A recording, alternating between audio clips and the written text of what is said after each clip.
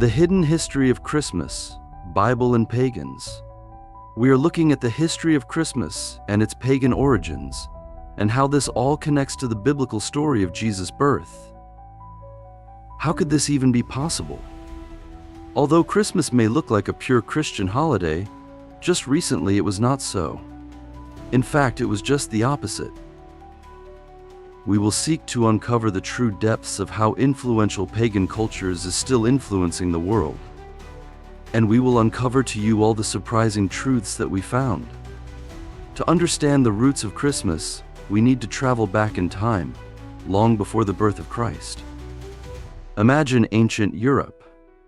Cold, dark and harsh winters ruled the land. Life wasn't easy, and every year, people faced a daunting challenge, making it through the season of scarcity. But amidst the struggle, there was hope.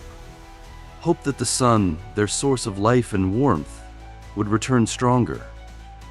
This hope gave birth to traditions we still see today. In the northern regions, the celebration of Yule marked the winter solstice. On the darkest night of the year, they lit massive bonfires to honor the sun and keep its memory alive.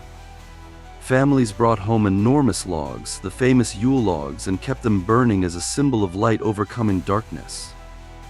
Sound familiar? That's the origin of the Yule log tradition we hear about today. Meanwhile, in southern Europe, the Romans celebrated their own midwinter festival, Saturnalia. This was a grand event dedicated to Saturn, the god of agriculture. It marked the end of the harvest and the beginning of winter rest. But Saturnalia was no quiet religious observance. It was a full-blown carnival. During Saturnalia, social norms were flipped upside down. Masters and slaves traded places, and the streets were filled with laughter, singing, and celebration. Homes were decorated with greenery. People feasted until they couldn't eat another bite. And yes, they even gave gifts, just like we do today. Many of the decorations we associate with Christmas, holly, mistletoe, and wreaths, come from these ancient traditions. They symbolized life and fertility during the bleakest time of year. There's more to the story.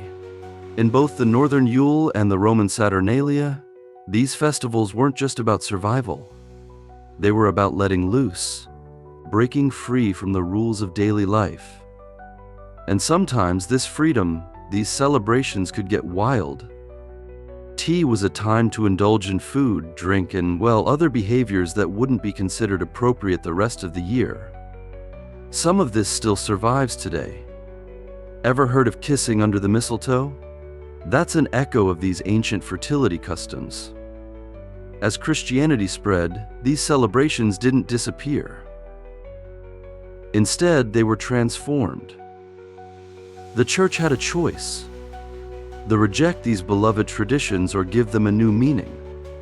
What happened next would change the course of history and the way we celebrate Christmas forever. The decorations we use today also have roots in these pagan festivals. Evergreens like holly and mistletoe were symbols of life and fertility. Mistletoe especially carried a sacred meaning. It was believed to have magical properties, bringing health, protection, and blessings. Over time, it became a symbol of love and romance. So the next time you see mistletoe at a holiday party, remember, it's more than just a fun excuse to steal a kiss. It's a tradition that goes all the way back to these ancient festivals, where fertility and renewal were at the heart of the celebration. Then there was the feasting. People ate and drank more than they would all year. Imagine a table overflowing with roasted meats, freshly baked bread, and mugs of spiced wine. This was the ultimate indulgence. A time to eat, drink, and be merry without worrying about tomorrow. Sound familiar? Today we carry on this tradition with Christmas feasts. The turkey, the desserts, and even the over-the-top portions all harken back to these ancient festivals. But in those days, it wasn't just about joy, it was about survival. People needed to believe that abundance was possible, even in the darkest of times. Unfortunately, with all this indulgence came excess. The rules of daily life were gone, and people let their impulses take over. Gambling was common, drinking was excessive, and self-control was forgotten. These festivals often turned into what we might call today a free-for-all. And yes, some of this still survives. Think of holiday office parties where people drink too much, or the push to buy, spend, and indulge during the Christmas season. These echoes of Yule and Saturnalia are all around us, even if we don't realize it. One particularly wild tradition was the election of a Lord of Misrule. This person was in charge of the chaos, encouraging everyone to let go of their inhibitions. For 12 days, the duration of these festivals, the Lord of Misrule could do as he pleased. This idea of a topsy-turvy world is the root of the 12 days of Christmas. But for early Christians, these wild festivals were a serious problem. How could they celebrate Christ while people around them indulged in such pagan customs? They had a choice: reject these traditions or find a way to redeem them. What happened next? In the early centuries, most Christians refused to celebrate these festivals. They saw them as pagan, indulgent, and completely opposed to the teachings of Christ. After all, how could a celebration filled with drunkenness, gambling, and wild behavior possibly honor God? Take, for example, the story of Pope Gregory in the 4th century. He sent a missionary named Augustine. Augustine was tasked with converting the local people to Christianity. But when he arrived, he quickly realized the challenge ahead of him. The people were deeply attached to their midwinter festivals, and no amount of preaching could convince them to give them up. In his letter, Augustine explained that these festivals were too important to the people. No matter how much he preached, they wouldn't stop celebrating. He asked Pope Gregory for advice. Should he keep trying to persuade them to abandon these traditions? Or was there another way? Pope Gregory's response was both strategic and controversial. He essentially said, if you can't beat them, join them. Rather than trying to stop these festivals, Gregory suggested transforming them. Instead of celebrating the rebirth of the sun, the people could celebrate the birth of the Son of God. And so December 25th was chosen as the official date to celebrate Jesus' birth. The reasoning was simple. It was close to the winter solstice, when the pagan festivals were already in full swing. By giving people a Christian reason to celebrate, the Church hoped to gradually replace the old traditions with new ones focused on Christ. But there's one question that often comes up. Was Jesus actually born on December 25th? The Bible gives us clues that suggest otherwise. For example, the Gospel of Luke tells us that shepherds were out in the fields watching their flocks at night. In Israel, this would have been unlikely in December.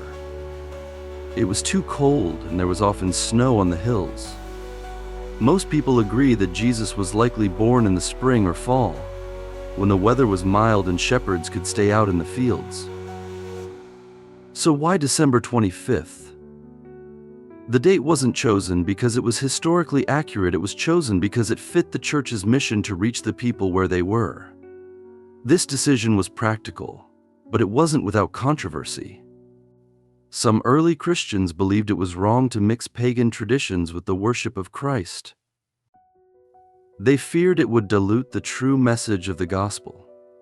And even today, some Christians feel uneasy about the pagan roots of Christmas. But for the church leaders of the time, the goal was clear: bring people closer to Christ. By assigning a Christian meaning to these celebrations, they hoped to gradually shift the focus away from indulgence and toward worship. This blending of traditions wasn't immediate. It took centuries. At first, many of the old customs continued. The Yule log, the evergreens, and even the feasting remained part of the celebrations. But slowly, these symbols were given new meanings.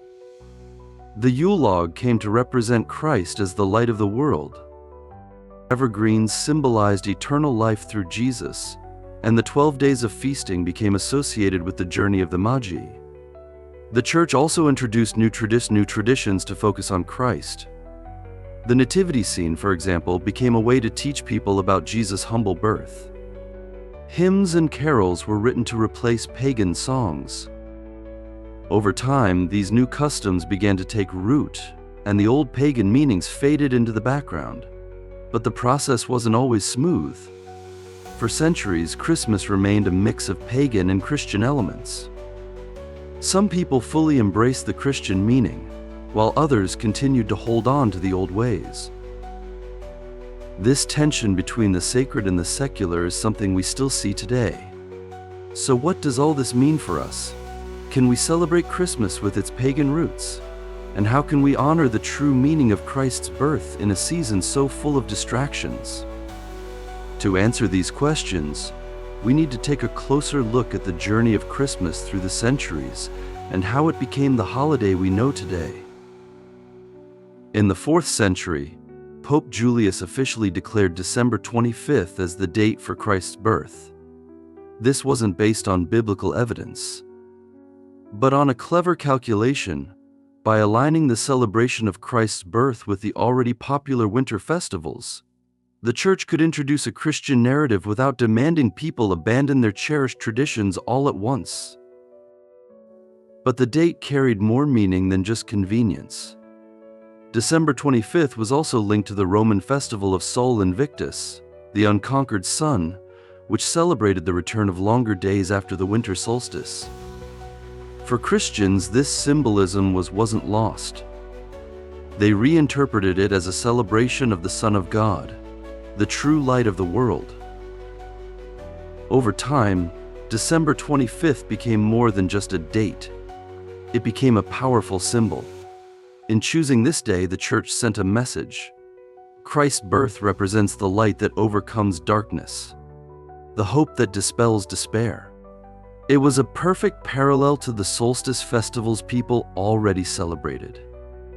But the decision to merge these traditions didn't come without conflict. Not everyone agreed with this approach.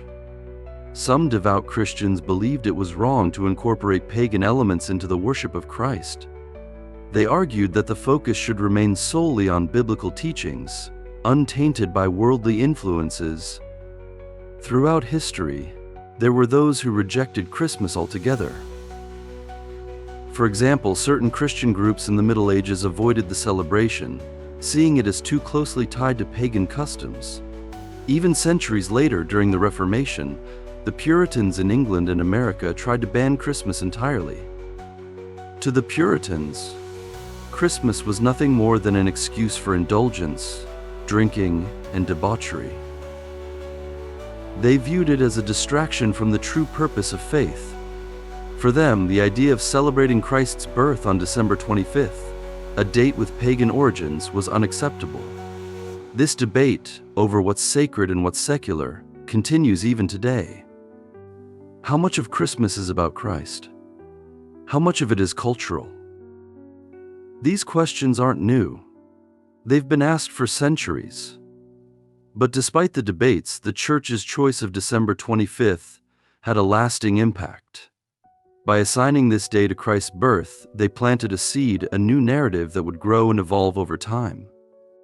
It allowed the focus to shift from pagan gods to the God who, according to Christian belief, became flesh and dwelled among us.